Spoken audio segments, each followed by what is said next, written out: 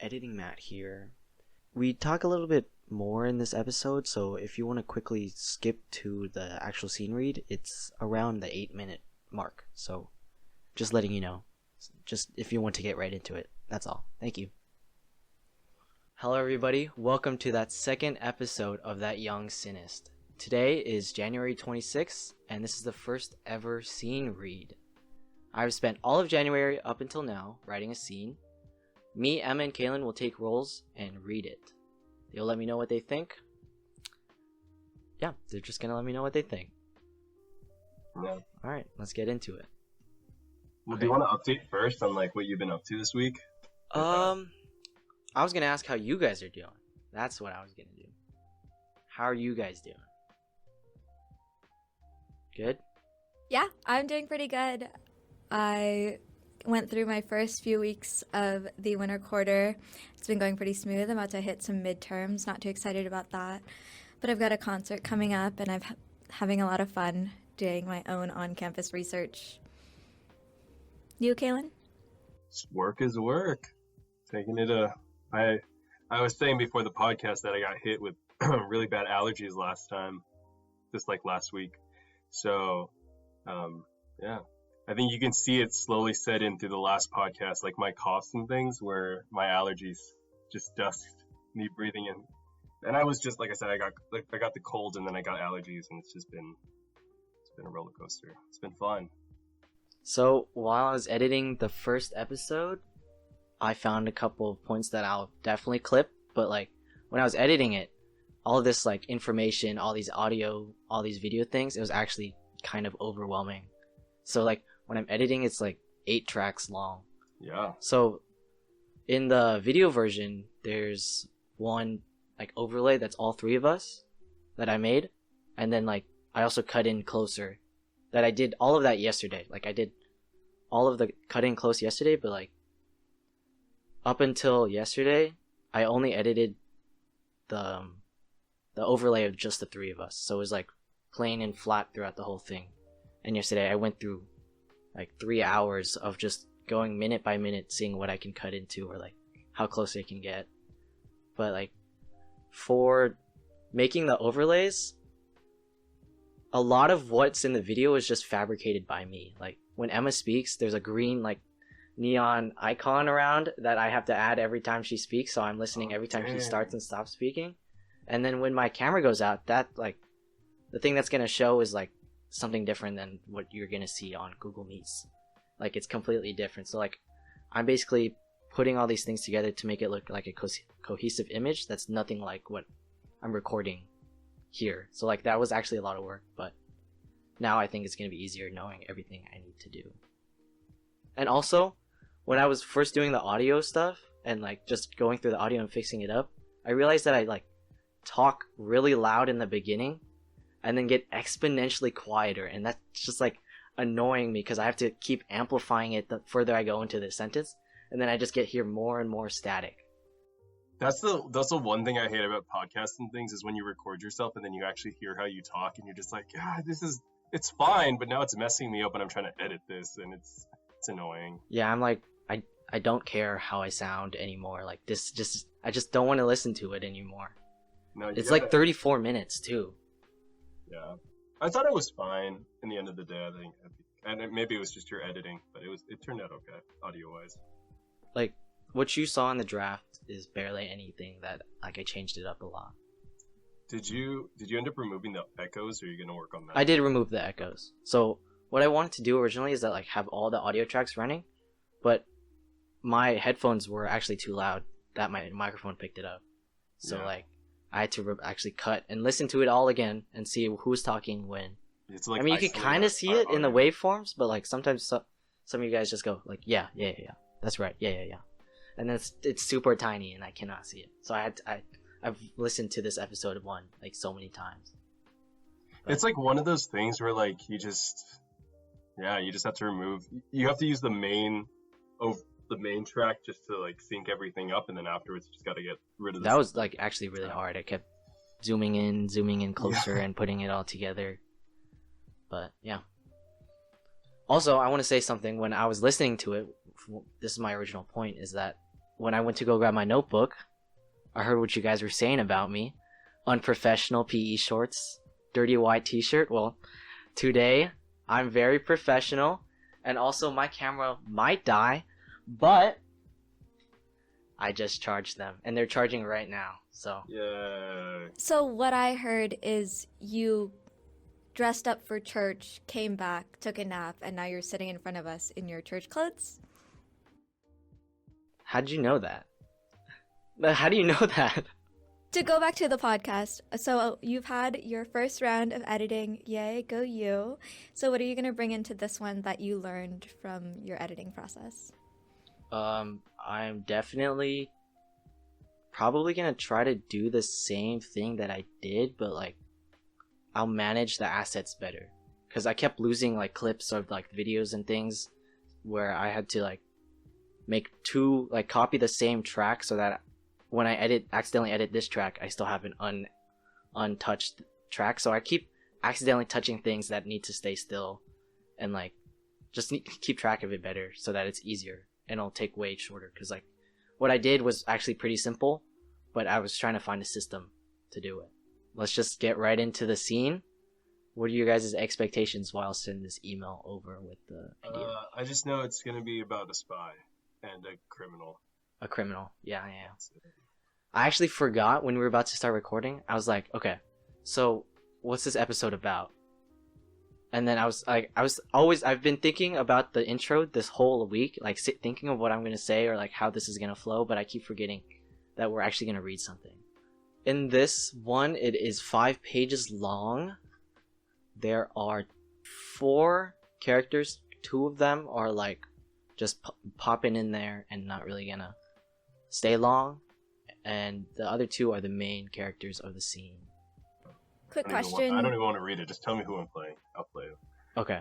You'll play the chief, Kaelin. Heck yes. Emma, do you want to read the lines, like the stage direction, or Whatever you want me to read, I'll read. Yeah. But Can did you read that? want us to take notes while we're doing this, or just is this just a like read-through? just tell me. Like, you don't really have to take notes. Just tell me what you remember that stands out and like what I can do. Okay, so you're okay with us interrupting the process, or did you want to do I- feedback No, Just do it after? all I think the we way need to through. read it through. Yeah. Okay, just Okay. understanding. So Emma, if you could read the ones that aren't like characters, and the 2 characters, that the officer 1 and SWAT officer. I'll read the first paragraph, and then Emma, if you can like read the interior detective room, and then the chief and the detectives are conversing about the case sections. Okay. So you're gonna be Turk, Ruben, and Terry, and Finnick? I'm going to be Finnick. You're gonna see.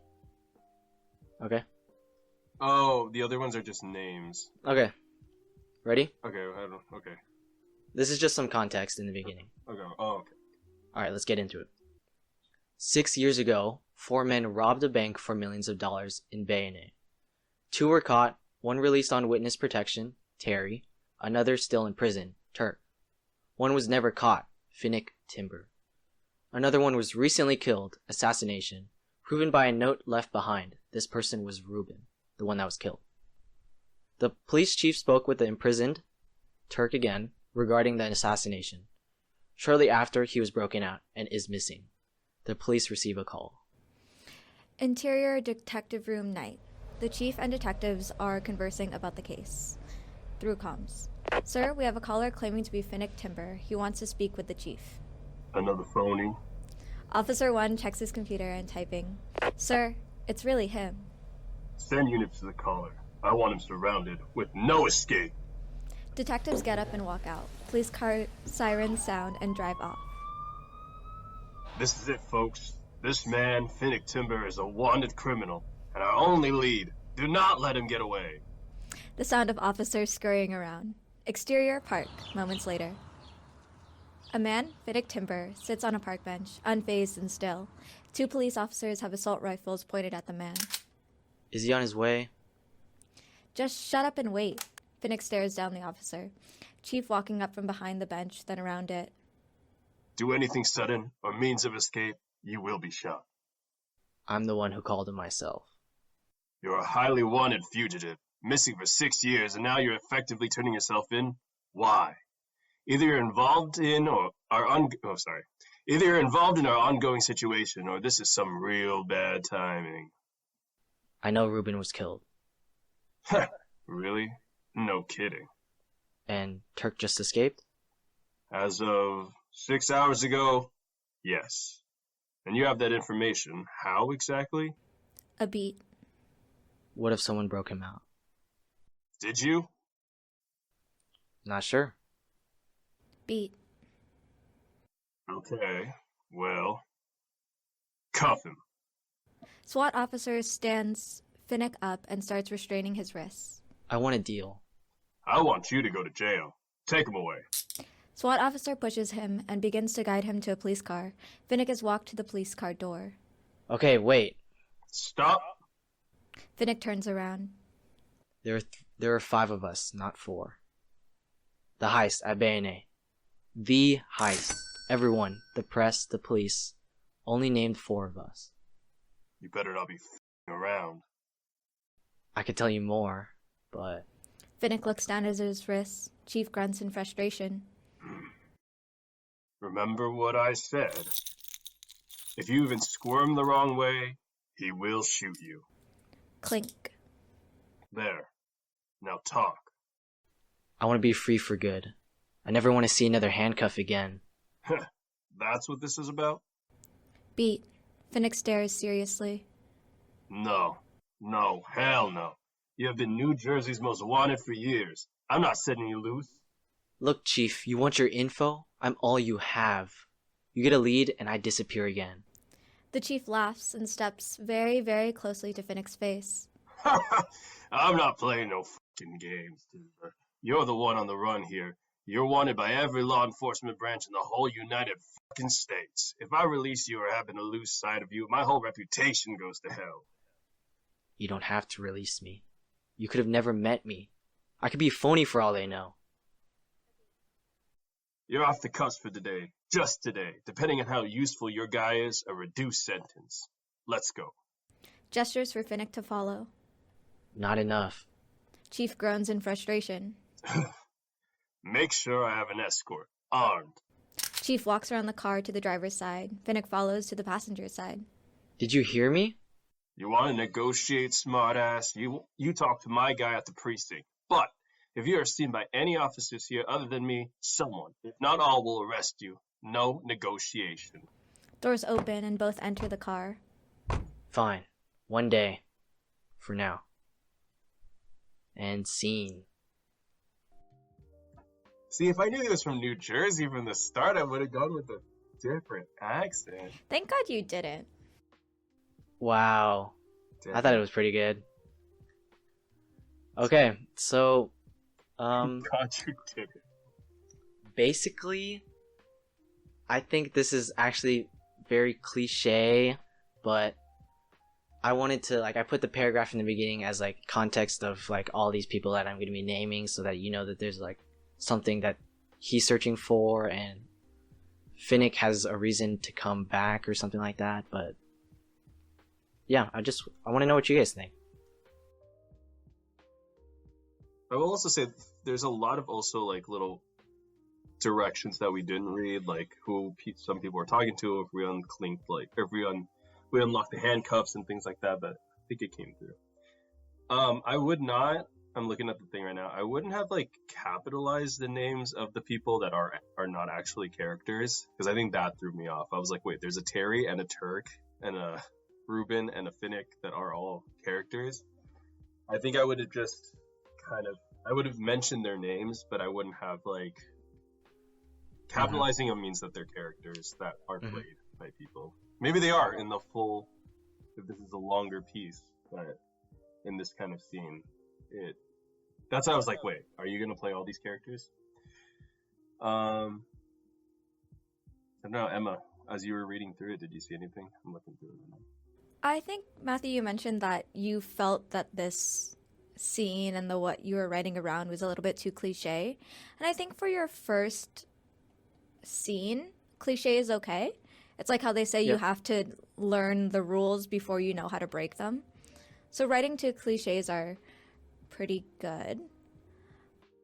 I think the way to avoid that, and that's just, I mean, rule of thumb is, it's like so cliche to say even, but it's like write what you know. You stick to the things that you know. You're writing about police officers, but you have no connection with police officers. You've never done the research enough to be in the actual, like, a police precinct while something's going on, you know, like these kind of calls are being made. So I'm assuming you're pulling it from TV shows and things that you've heard from movies that are also cliches of, you know, what other writers have taken, and maybe they've done the research, maybe they haven't, but at the beginning of this like year, I was actually really watching Brooklyn Nine-Nine, and I guess I wrote the premise of it at the end of last year, like late December. So like that's when I was watching Brooklyn Nine-Nine, and I was like, I want to write something police, something like that. But yeah, that's where it comes from. There's just like some awkward wording. Yeah. Like, I mean, but I'm just like do anything sudden or means of escape. It's like do anything sudden or try to escape. Yeah. You will be shot. And I think there's a part where you say effectively, and not many people use that in casual conversation. Mm-hmm. But this should be just like a big blown out like you're trying to make this chief like their stereotypical police chief. I was kind of trying to dodge that, but like just keeping it like it naturally came while I was writing, like it just came in cliche. I was also trying to get them to stop negotiating, because like when I was writing, I was like, oh yeah, he could just keep asking why, or like asking for more. So I was like just trying to end it somewhere, because I could see the conversation keep bouncing off, and him just begging or like giving him the same speech that like, if you don't let me go, you won't get this information and stuff. Also, no one read him his Miranda rights. They just handcuffed him. Yeah, that's true. And took him away. I didn't even think about that. Illegal. I honestly think if you had better actors than us, this would actually, like, I'm reading it and it's like, I think it could be pulled off. What do you think is going to be changed more? Like, you think I'm going to have more intricate dialogue, or like less directions? So. I'm like really aiming for that, the dialogue to be way better. Like it sounds like. Well, the only way to get better dialogue is to write dialogue, and it's also to listen to people talk and have conversations with other people. Not saying that you don't, but I'm just like, that's the one way to write how people talk is really, it's hard, but you can do it by listening to how people actually talk and pulling that in. Mm-hmm. So I think there's also this idea that like you have to write, I'm not saying you did this in this scene, but I think there's, you know, you write a certain way and it has to come out beautiful or like poetic or whatever, but people will repeat themselves over and over again. People will speak a certain way, use the same colloquials, and it's kind of building that into your script, and building these characters out of normal everyday speech. So it's harder because you went for a more, okay, specific. Give me what you think the image of this, like, what the vibe of this scene is, like, in terms of, like, the whole movie and genre. Like, is it very... I see this as, like, a beginning. You think so? I see this as a beginning because then it's kind of... It's almost like the Batman when the... Yeah, I can see that. But the Riddler turns himself in. But instead of being at the end, it's at the beginning, where they get the call... Everything's kind of being laid out in the opening sequence. The chief shows up. He's talking to this guy and it's like, what if there are 5 of us? And they're like, what? And then now the criminal has to work with the officers for the rest of the movie to get that missing guy. I couldn't really see it in any other way that the criminal wouldn't work with the police. Like, I can't really picture another story with criminal and police that they don't work with each other, or else, like, unless it's like the actual heist is like that's the plot of the movie. Yeah. But I wanted something that's like, unless different. This guy just shows up, drops the information that there are 5 instead of 4, and then he gets locked up. I know, but then who would be the main character? The chief? Yeah. I guess But even so. the chief wouldn't necessarily be out there. Yeah, see, like, It'd be the detective. So it's like introducing two random. That's the other thing too. Like I don't know if the chief would necessarily be out here. out there. I don't know Yeah. much about police officers. But I didn't really understand the ranking. I just threw in a word that I knew there. Chief. yeah, I feel Sounds like it'd cool. be a detective. Maybe the chief would show up. I don't know. Maybe it's a captain. I don't know. I was thinking like, it says that one is released on witness protection. I was thinking, trying to add in somewhere that he was gonna ask about Terry, and that would be the next new lead. Like, where's Terry? Are you you have eyes on Terry, like the one that's actually out there, and not dead or in prison? But what I went with was instead him just going to the precinct, which is actually like contradicting what he wants, is to not be seen, but he's gonna go to the precinct or to negotiate for a reduced sentence or no sentence at all, or go with the chief for one day, and that's all he gets, and then he gets locked up. I just mean, don't that know. could be the whole movie. Is just in one day. Yeah. We need to track this guy down. I'm trying to make like less multiple day stuff. Trying to make it condensed into like one day, like Ferris Bueller's Day Off. I thought that was a pretty cool concept. That's like within a few hours. It's like a whole. Yeah. It's like one School day. 8-hour day. Yeah. I thought it was actually Ferris Bueller. I mean, we'll talk about this. We have a episode that's gonna be related to classics, and I think this is one of them. But I thought it was like classic, as in like everything was a cliche, but it's kind of unexpected in a way that was entertaining and fun and like eye-catching. And like John Hughes in the movie, he like held the camera on certain things that like just gave information that felt like it needed to be there, and it just felt cohesive and everything. Like it's just the whole Sunday in the Park or Sunday in the Park painting, and it like cropped like it yeah Cameron and the was it I thought that was the little like girl? I don't know how It's just like it just whoa. feels cool. Yeah, But like I there's don't a think of whole that. feeling. There's a whole vibe. I know. And like the wardrobe, I don't know if this is a thing, but like kind of want that to come back. It felt colorful, it felt cool. The 80s. Yeah, the 80s I guess is what that is. I don't know. You missed it, man. I missed it. I think I would have been cool in the 80s, low key. I think I would have been like a pretty chill guy. Emma's wearing something very 80ish. I know, it's cool. So Emma, sweater. you notice anything in the pointing out? Yeah, I think the Chief's frustration is always at a different level at different points, and that was a little bit hard to follow. And I really had to read through and pick out what exactly he was frustrated about. Maybe it was the acting, no hate to Kaelin.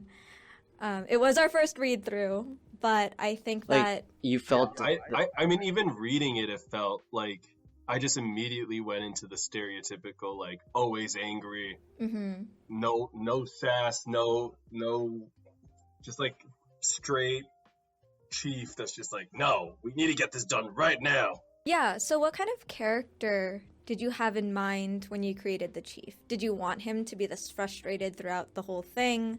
Did you I don't want him think to have I a little would bit more wanted him to sass? have been frustrated through the whole thing. I think that was like a cliche I was trying to dodge, but I couldn't find a way. Like I just couldn't find anything else that to make him. Because That's like I'm okay. trying to. Because What I Finnick was- is like chill and calm, but like how you're gonna have two. I don't know how to write something where like You need they're matching their levels or anything. I just Right, like so my trying to question foil. was more of what were you thinking of this chief to be, not how you wrote him.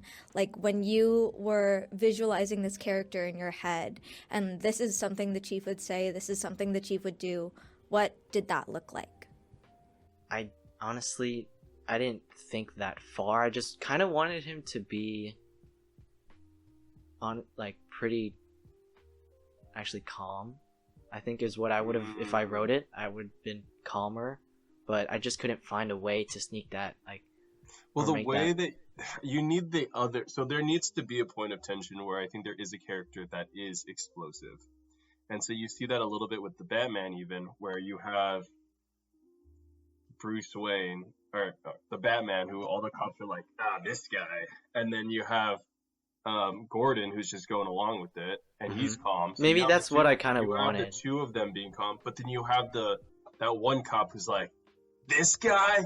Are you serious? You're bringing him in, and everyone else is getting mad at the Batman. So there is an explosive energy there where there is a tension where like this isn't right. But I think you need some kind of, because I think it would fall flat if both of them are just like, Calm. oh, you're the guy Yeah. we've been looking for, and Yeah. then Phoenix like, I'm the one that called, yeah. And it's Yeah. just like, okay, why are they both calm? Someone has to be mad in this situation. Yeah. So like, if it would have been 3 people or more in the scene, you think?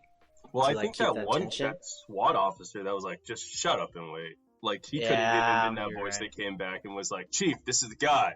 And the Chief's like, stand down. Let me deal with this. And then he Yeah, comes in, he's I like, think- all right, let's talk. And then it's a scene where it's like, they're at a table, and it's like, you know how some parks have like, you know how they have like random chess tables out? They can sit across from each other, and it's like this kind of theatrical thing where, of course, they're not actually playing chess, but it's the visual of them sitting across on a chess set. And so the whole time you don't know if Finnick is messing. That's another way. It could be a psychological thing where you don't know if Finnick is messing, but it could be this thing where like it's just a psychological thing where you don't know if Finnick is going to mess with the Chief, where if there really is 5, or if he's just using this as an attempt to prolong his capture and escape, when it was really him the whole time. Yeah, I think I didn't even. Man, this is why this is happening. Is that chess idea is actually pretty good, and like it's giving me Magneto and Charles Xavier vibes. You know what's even funnier is if one side is checkers and one side is chess, and they're not even playing the same game. It's like that's no, but it's that. You know, no, like, sorry, 'cause I'm there's- not laughing at you. It's a wonderful idea. Matthew just deadpanned the camera like in The Office. And that was a little genius. But I do think I see what Kaelin's getting at with I the guess idea so. of I mean, playing like, the 2 different games of Like, strategy. it's not even, like, you don't even focus on it. It's just there on the table. And if the people who are paying attention will pay attention, but it's like they're not even playing the same Yeah. game. I think that would be great for Matthew's goal of refining the camera, like the art of camera work and the Yeah. art of setting scenes. But Matthew is focusing on dialogue. Yeah, I know. Yeah. But that's I what I'm mean, So saying, like, when you're playing building, checkers and we're playing chess. when you're Yeah, Kaelin, building you're the not in the scene- right game. You're not in the right game. When you're building scenes, though, you have to be thinking of all the even if you don't write it out, you have to think like, where are these people sitting? What See- is going on internally between them, and what do they want out of the scene, and what is happening? How are their settings affecting how they're talking? Oh my, Kaelin, you're so smart.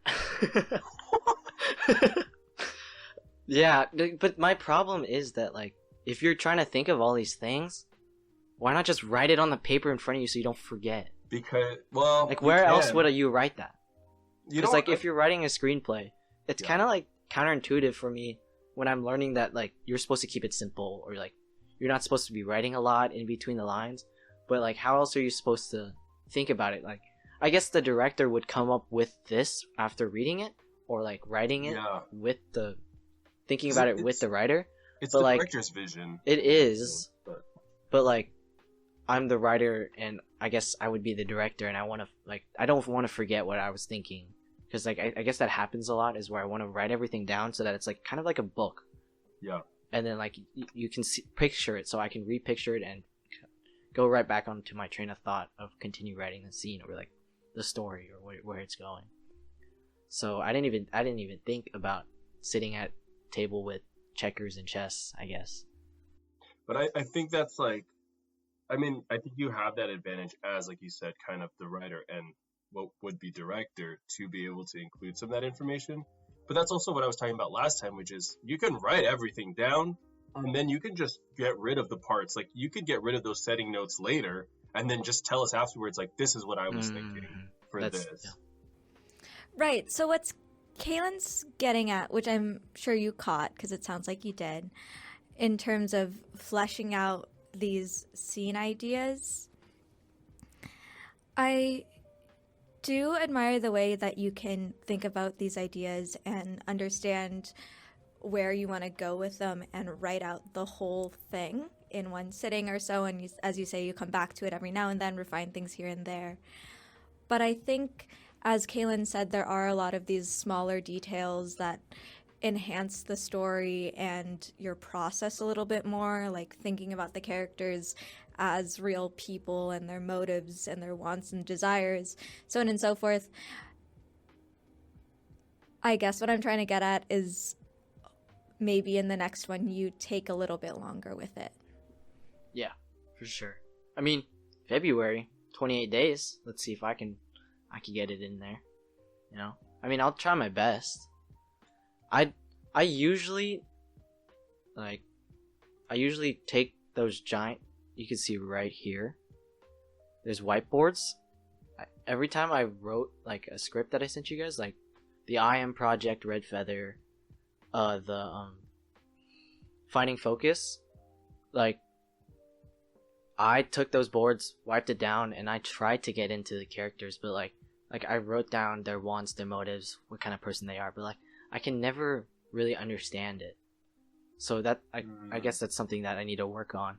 Well, I think even if you wrote from kind of a third-person point of view, where you focus on the main character and know their wants and desires really well, all the other characters are kind of auxiliary. They kind of just add to the scene. So even if you wanted to focus on Finnick and just make the chief come in, I mean, like you said, work on the chief so that he's not as one-dimensional. Yeah, but, yeah. If you focus on Finnick, I think everything else would kind of just like fit in well. It all just kind of, when I was writing it, I was kind of questioning what this guy wants, but all I really knew was that what he wanted was to get out, stop running. I guess I can expand on that, like he wants to stop running from the police, but also maybe stop running from something else. And I think that's the thing. Like, I know Finnick wants a deal, but he doesn't set it up in that way. Like, you're for a while, you're like, what do you want? Yeah. And even when he gets there, he's kind of just like, I want a deal. But I feel like he's acting too cool. Yeah. Like, I feel like he needs to... I mean, that's another thing you can do. He gets desperate at some point because the chief's like, all right, lock him up. He's like, no. Like, I want to make a deal. Like, brings the facade down for, like, a split second, and then comes back, and it's just like, wait, hold on. Actually, like, let's do this right.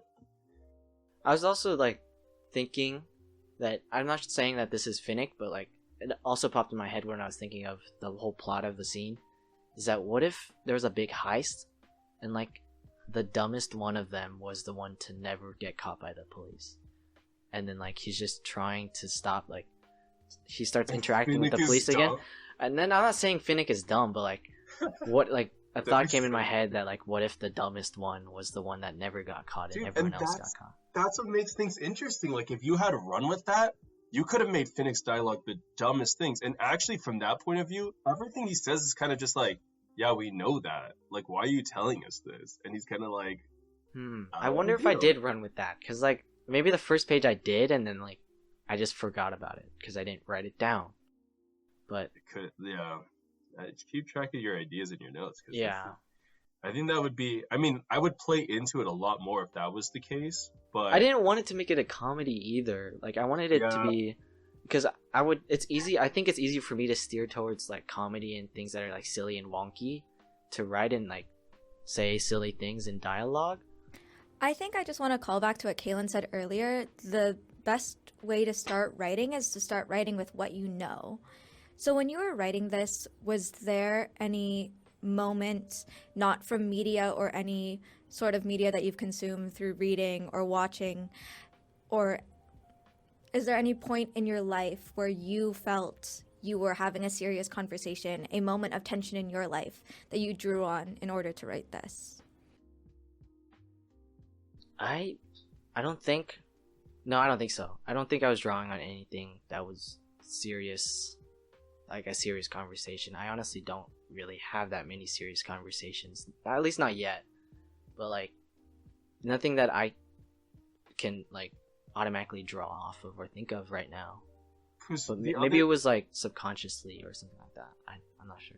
Because the other thing is, like, obviously, even if you haven't been in this situation, putting yourself into the place of Finnick, of being like, how would I feel in this place if I were Finnick? How would I feel in this place if I were the chief? And then playing off of that, thinking of how you would respond and react.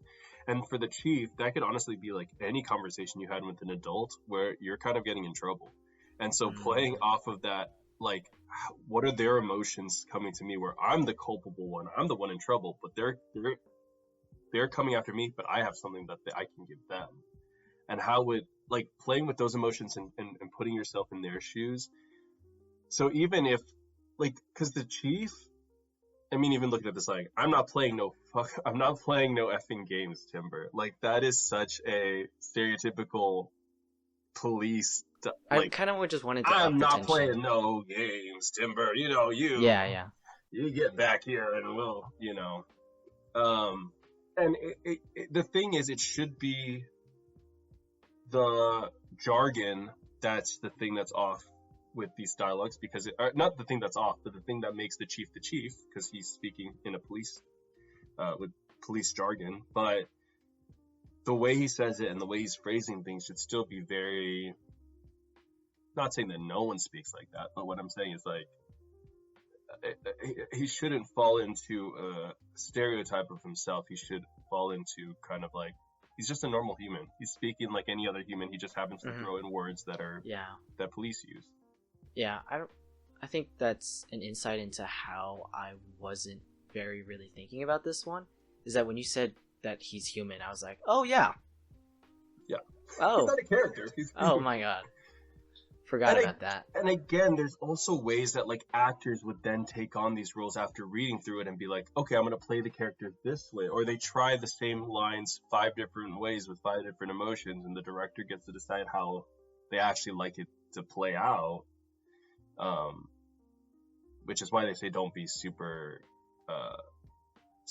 precise about how you want certain scenes to play out as a screenwriter. Like, I guess it's because you're gonna hand it to a director who's gonna take it and make it their vision. But like, my experience is that I write it and then I can take it into my own vision that's already there, and then make it into something. I've never really written something that is supposed to be like taken creatively and taken away from it, like from me. Like, I haven't really worked with anyone that's gonna do that for me, and it was just always like taking feedback from you guys and then making it into creative vision that a director would normally do, but I'm also the writer as well. And even the actors, like I said, the actors can have full reign too on how they end up playing characters. So if that's the normal process of a screenwriter writing the script, handing it to a director, the director interprets it, hands it to these actors, and the actors interpret it, and then they go play it on screen. But Matthew, you're saying that you're more used to writing it yourself, directing it yourself, and making all of these creative decisions yourself. Do you find yourself still following that process of you being the screenwriter, writing it as you see it as the screenwriter, then you looking at that same script as a director, and then making your own creative decisions then? Or are you incorporating all of those different processes into the writing?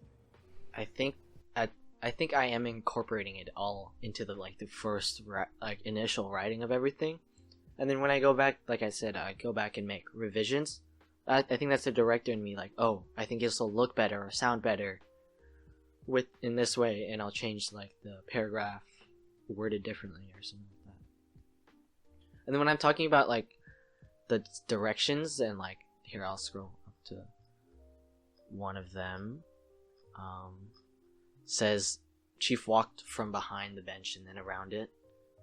I was trying to picture a bench that he was walking behind. Like, I wrote like at least 2 sentences that I removed, talking about where the camera was, or like how we're seeing the chief walk up behind him from the camera's perspective. And like I took your advice and like I removed some of it and skimmed it down a little bit, but like what went into the writing is that I was thinking about the camera, I was thinking about what's gonna look like, how the actors are gonna be talking, and where everything's gonna be, but like I just didn't think to the point of there being chess in front of them. I see. So you're writing this from what sounds like a cinematographer perspective and not a screenwriter. I guess so, yeah. I'm just not sure of what the screenwriter's perspective is, really. I've only been used to reading these things and then like looking at it how it's on the screen. Like I printed out a section of The Martian and I read it and then I watched the scene.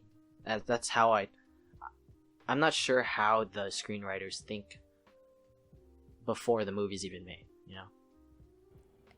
And what I'm saying is that I'm glad that you recognize that. And I hope that you also recognize that you do not need to understand the true ins and outs of how these successful screenwriters do their screenwriting, because you are doing it now.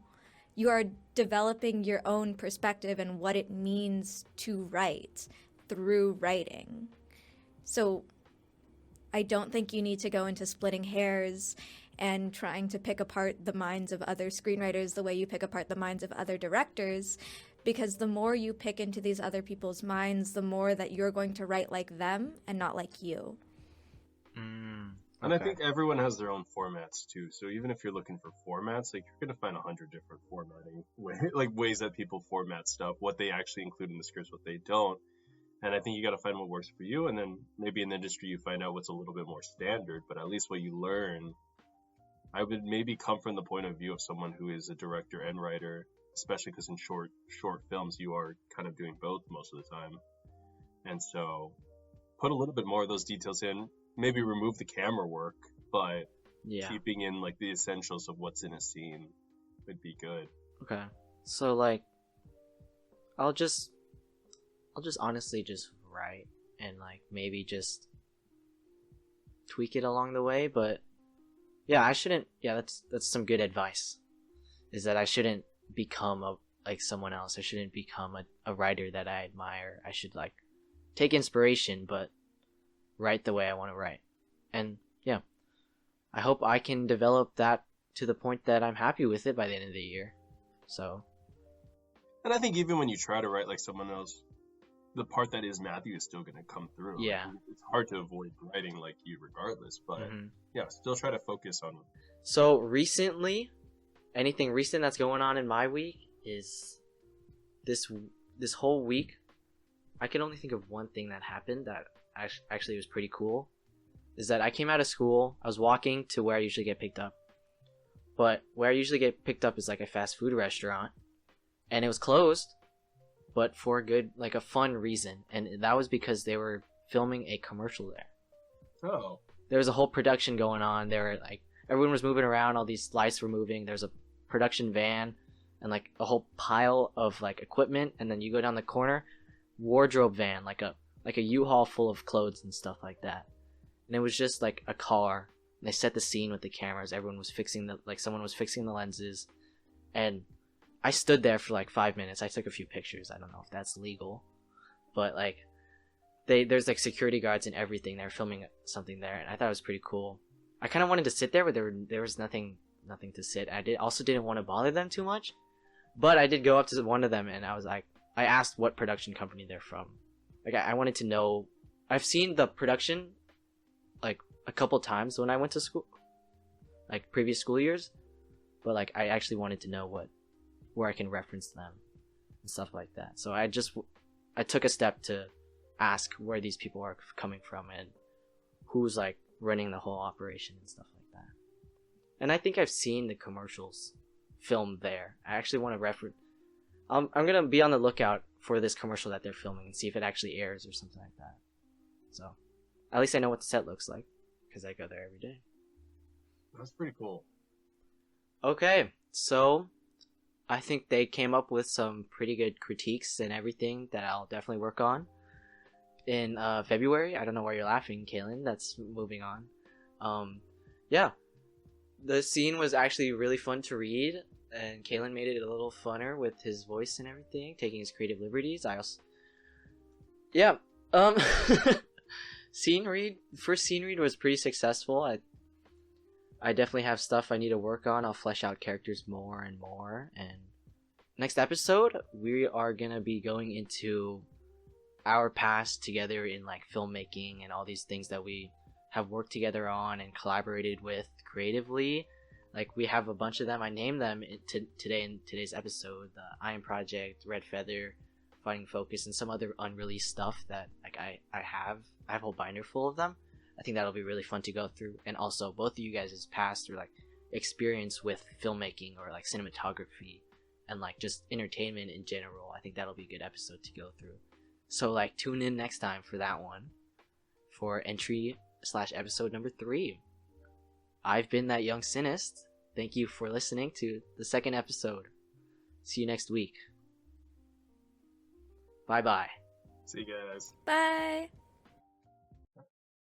Emma's freaking clipping stuff in her hair and burping, and I'm laughing at that. And also the way Matthew was just like, so that was pretty successful. They had a lot of good critiques that I think that they had, and